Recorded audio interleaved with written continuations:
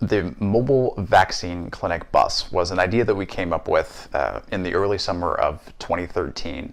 The goal was to start a fundraiser to purchase a bus or a similar vehicle that we could take out into the community and provide vaccines for people that couldn't reach us through our clinics or were in underserved areas that didn't have access to quality veterinary care or affordable veterinary care. What we're trying to do is build a relationship with these communities and try to improve the life of their animals that they have. Ultimately, what our goal is to make sure that their animals can stay in the home by offering them low-cost vaccines, low-cost flea prevention, low-cost heartworm testing, all those things that they hadn't considered that their animal might need, by providing them at a low cost and in their backyard where it's a low to no philosophy. What barriers can we remove to make access to the services even easier? We can't build enough buildings. We can't create enough facilities to meet the need citywide. So why don't we come together with a solution that will allow us to reach anywhere in central Indiana? The target zone comes from the 10 zip codes in Indianapolis that produce over 70% of the animals that end up in animal control.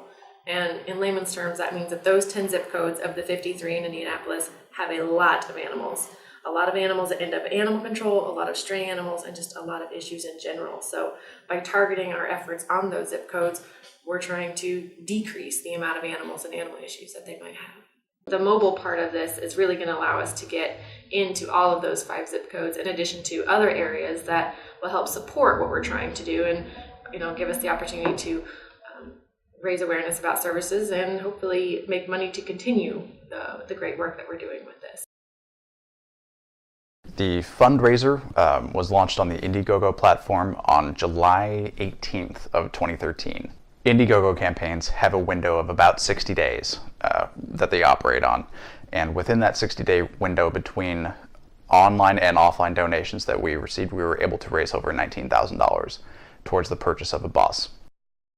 Crowdfunding for us was this sort of mysterious entity that we had never really experimented with.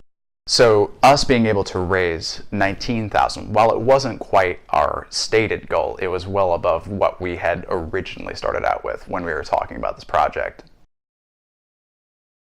The bus that we're looking at is a 1997 Ford Conversion. It was originally built to be a transit bus, but the current owner says that in 2006, he and his organization renovated it to be sort of a mobile office, mobile command center sort of thing for their outreach programs. So a lot of the legwork has already been done for us. It has a refrigerator that we can use for vaccines. It has a microwave that we can use to keep things warm or warm things up. It has a workstation with a desk. It has several power outlets already installed. On the exterior, it has an awning that will come down, so if we have a table or a waiting line or something like that, especially on a hot day in the summer, we can pull that down and accommodate the people who are waiting in line. There's only a handful of steps left in the process. We are looking to do either a paint job or a vehicle wrap to make it stand out, but we can do that in a matter of weeks. We will look into replacing some interior fixtures, replacing some of the current fiberboard and veneer with stainless steel, add in some additional veterinary needs, but for the most part, it looks like it's just about ready to go.